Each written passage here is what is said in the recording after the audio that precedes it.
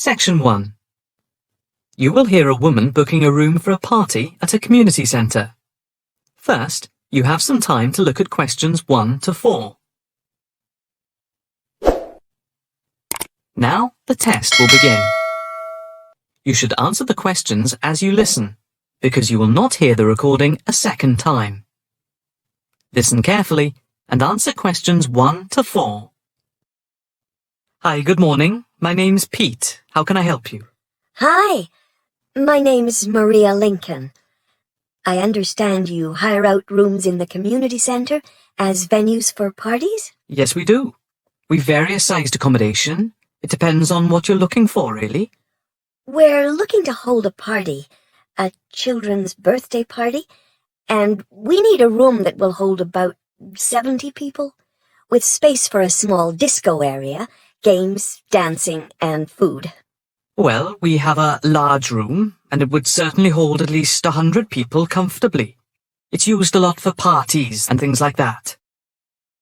That sounds as if it might be suitable. I've tried various venues, and they're either booked up or they don't hold enough people. Can you tell me when you were thinking of holding the party? I know it's short notice, but we wanted to hold it Saturday week. That's September 15th. Let's have a look. Yes, you're in luck. The Mandela suite is free then. I'll just write that down. M-A-N-D-E-L-A. And the time. When were you thinking of holding it? In the afternoon, from 3:30 p.m. to 9 p.m. Yes, okay. There's no smoking on the premises, and we're only licensed to have soft drinks. That's okay. I think I'm happy to go ahead. Before you hear the rest of the conversation, you have some time to look at questions 5 to 10.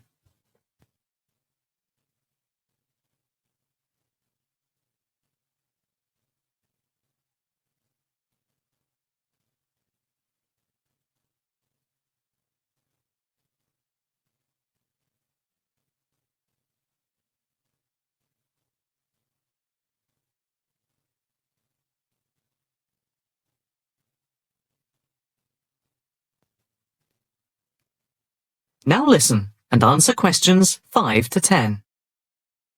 Can you just give your postcode? Yes, it's PA5 7GJ. Fine. And the flat and street number? It's flat number 40, and the street number is 35. Okay, so that's flat 40, 35 Beaches Street. Yes, that's right. And a contact number?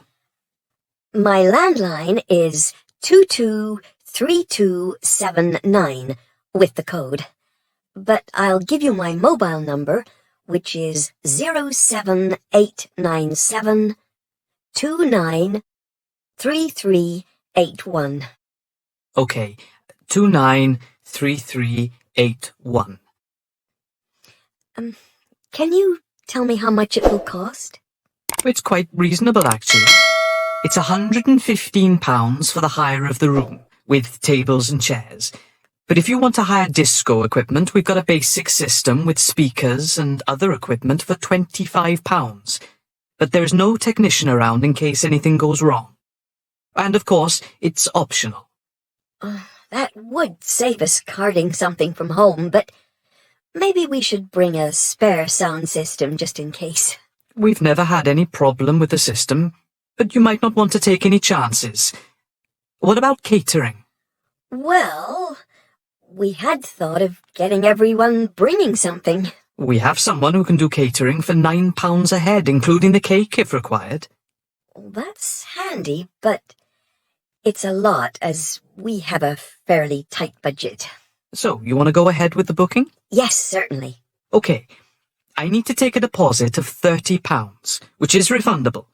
The balance needs to be paid 2 days before the event at the latest. Fine. You can cancel up to 2 days before, but after that you lose the deposit. We don't intend to cancel, but is there any insurance we can take out? Yes, there's a form here somewhere. How much? It's, let me see.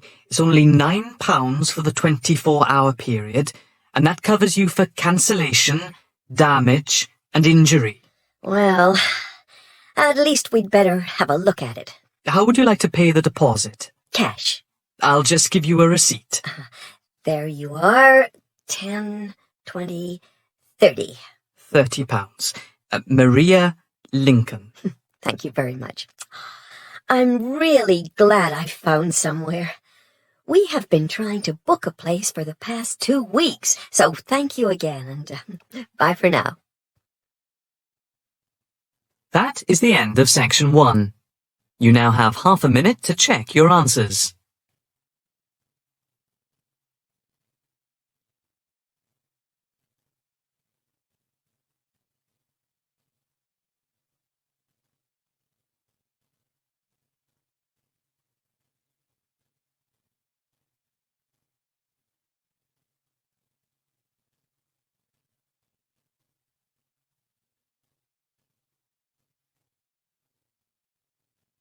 Now turn to section 2. Section 2. You will hear a talk on the radio about grass roofs. First, you have some time to look at questions 11 to 13.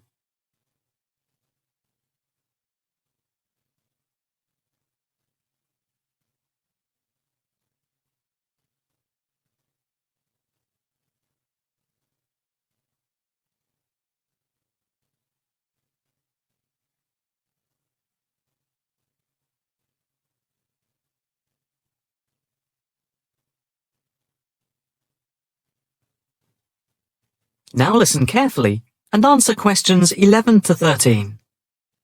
And now it's straight into the eco hotspot for today's programme. We are in fact going to look at an intriguing trend in recent years in the world of eco-friendly developments. There has been a constant stream of new green products coming onto the market for the environmentally conscious. A new departure, which I feel needs greater attention drawn to it, is the increasing interest in grass roofs. Environmentalists sing the praises of grass roofs as interest in sustainable ecological building has led to the greening of the rooftops of residential and commercial buildings around the world. And what does this type of roof consist of?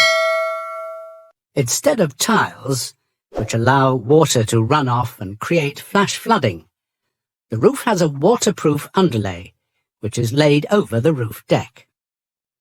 This waterproof layer is then covered with layers for insulation and drainage. Then, on top of the insulation and drainage layer, is added a final layer of soil or crushed stones for the plants and/or grass to grow on.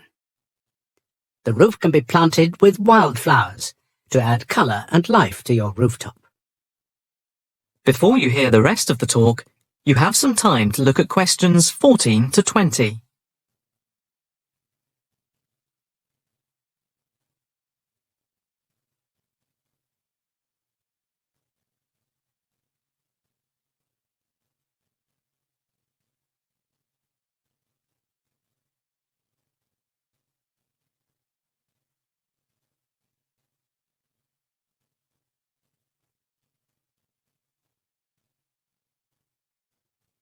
Now listen carefully and answer questions 14 to 20.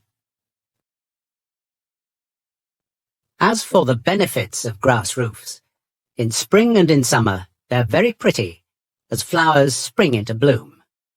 Moreover, in summer, grass roofs are of particular benefit in cities because they keep any building cool by reflecting the sun's rays. In winter, the grass roofs insulate the building, helping to prevent heat loss.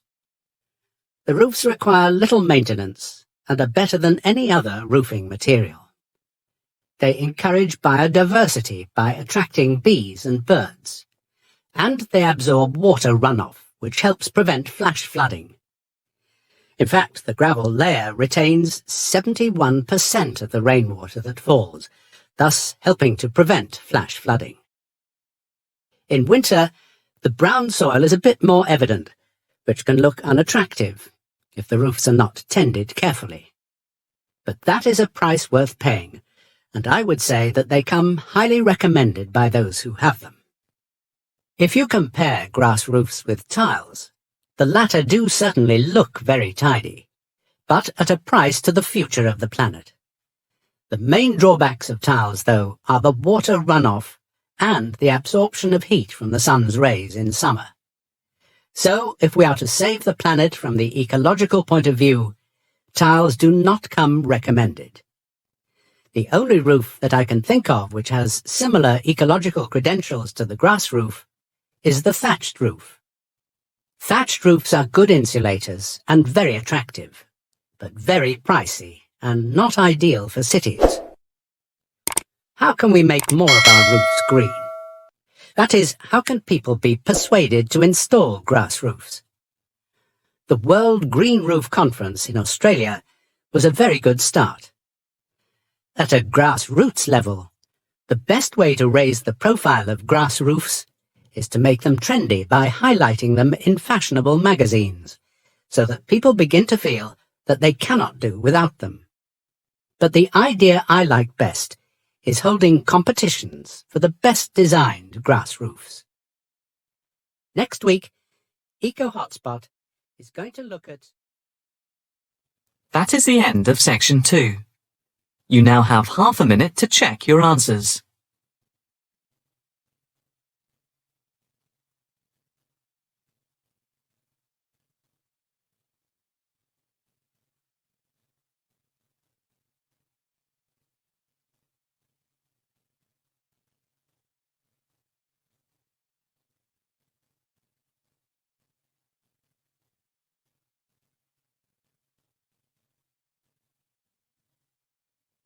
Now turn to section 3.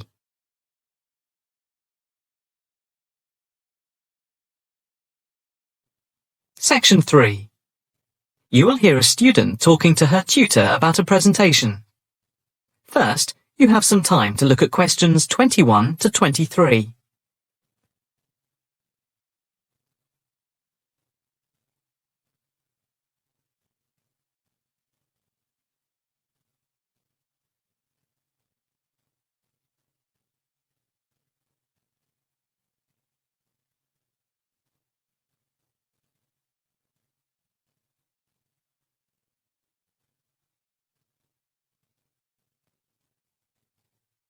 Now listen carefully and answer questions 21 to 23. Excuse me, Dr. Owen, Oh, hello, Karen. Have you got a few moments? Yeah, sure. How can I help you? Well, I've had difficulty finding data on the original question, and I was wondering if I could change my paper to Investment in Knowledge, comparing some European countries with the United States, and then with others throughout the world, including the OECD average. I found lots of data by way of graphs, etc. Where did you get the data from? From various sources, books and journals. How are you going to present the material? I am going to use the electronic whiteboard as suggested and do a blend of graphs, pictures, text and podcasts to illustrate my presentation. It sounds very impressive. Yes, let's hope the whiteboard works. But I'm also going to have a PowerPoint presentation for a backup, just to cover myself. A backup is a good idea, but it's a lot of work doing everything twice. It is, but at least I'll have experience of both. Before we talk about how to use the data I've selected, could you give me the names of a few websites I should look at for more specific background material? When you type in anything to do with knowledge, there are millions of sites listed. Before you hear the rest of the conversation, you have some time to look at questions 24 to 30.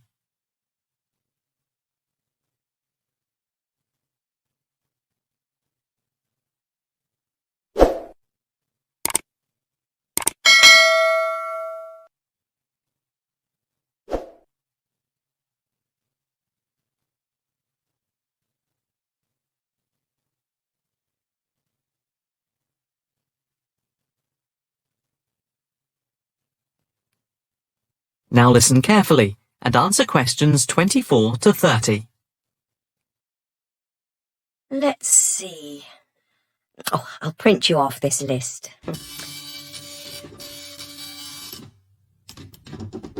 Oh, there we go. Right. Do I really need to study everything on these? No, I suggest there are 5 or 6 you can look at. The one you have to go through is the IT department section on the university site, which is www.kmul.org.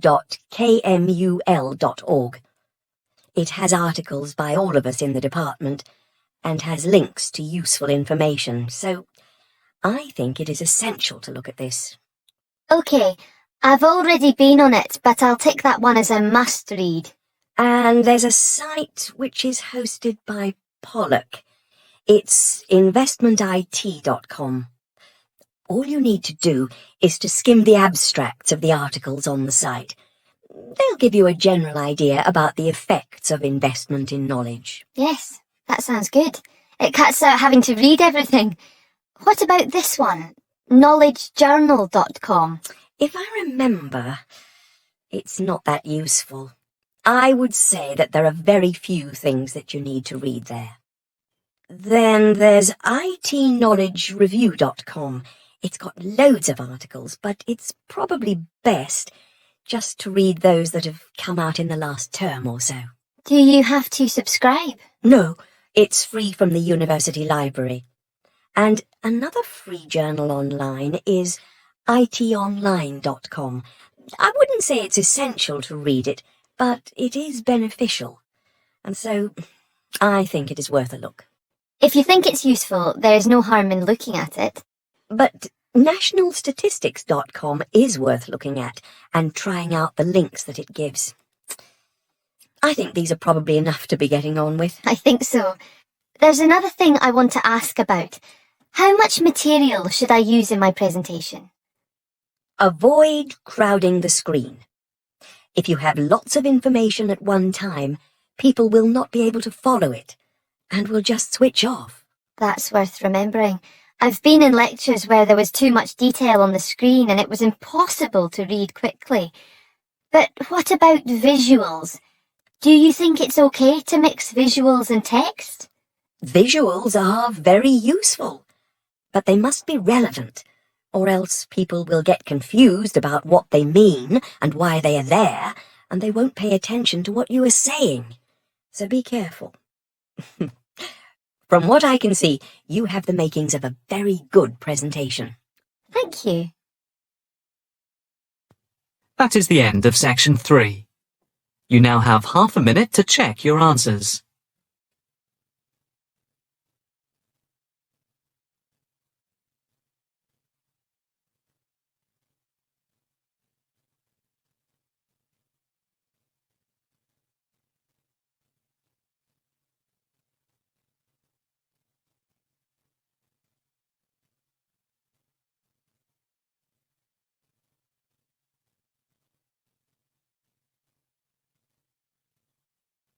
Now, turn to section 4.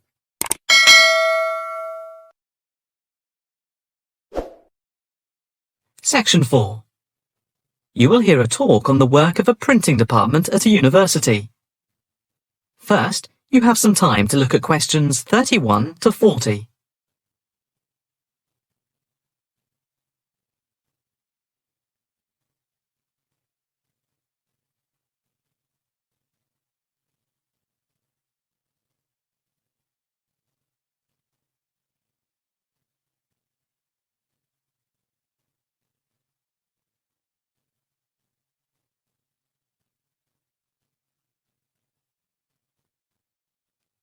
Now listen carefully and answer questions 31 to 40.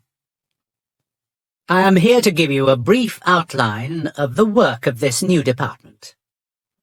The Department of the Printed Word has a very short history, having been created just 10 years ago. Some statistics to start with. The first intake of undergraduate students consisted of 20 students, which rose to 37 in the second year. And we now have about 50 in the first year, doing a wide range of courses, full and part-time. We have a thriving research department, with 17 students on the taught MA course and 7 students doing research full-time.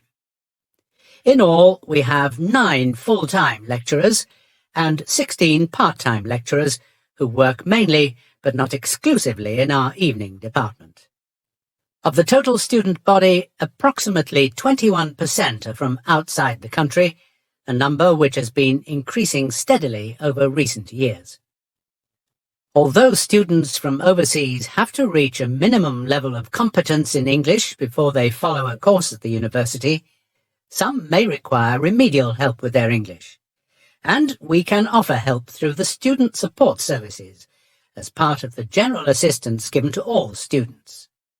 For home students, both graduate and undergraduate, there are bursaries to help with travel and accommodation, for which I would advise you to contact Mrs. Riley at the end of this session. Increasingly, we are forging external links with organisations in the publishing world, and we have been very fortunate in that we have received money to sponsor not just various students within the department, but also technicians and lecturers. Each year we hold a series of lectures which are given by external speakers in the world of printing and the media. The series of workshops that you see around you have been built thanks to a very generous donation which has allowed us to develop our facilities for bookbinding and restoration. Now, the main work of the department relates to teaching the mechanism of printing. And as most printing is now so highly technological, all our students have to be computer literate. For those of you who are interested in taking a module in this department from another department, and who feel that you may not have the necessary computer skills, don't let the technology put you off. We have a number of specialist technicians who can support and deliver crash programs in the computing technology required. As long as you can switch on the computer, you are halfway there. We have what can only be called state-of-the-art facilities, especially for those wishing to move into the publishing world, working not just as printers, but also in editing, page design, layout, and bookbinding. With the extensive facilities we have for book restoration, some of our former students are now employed as expert book restorers and conservationists, skills which were once almost dying out. In the display, you will notice samples of work on book cover design, and as well as having all the necessary computer programs for dealing with printing, we have some old printing presses. Despite being largely a modern department, we do have an increasing interest in research into the history of the printed word, ranging from early European to Chinese and Japanese printing techniques. We have in fact some very well-known experts on early printing in Europe in the 15th and 16th centuries. If this area appeals to you, you can talk to Dr. Fred Clare afterwards. From China, we're lucky to have as a visiting lecturer Dr. Yu, who is an authority on early Chinese manuscripts and printing machines. If you are thinking about doing a module with us, or you are interested in doing research after you have finished your first degree, the person to talk to is Professor Clarkson, who will be able to give you all the details. For postgraduate research, you should really be thinking about applying now, even though we are only in December, as the department now attracts large numbers of people, and we always have many applications for each research position. That is the end of section 4. You now have half a minute to check your answers. Thanks for watching. Here are other 2 videos. You can watch them as well. And if you haven't yet subscribed my channel, please subscribe it and hit the bell icon for my upcoming videos, and share these all videos among your friends.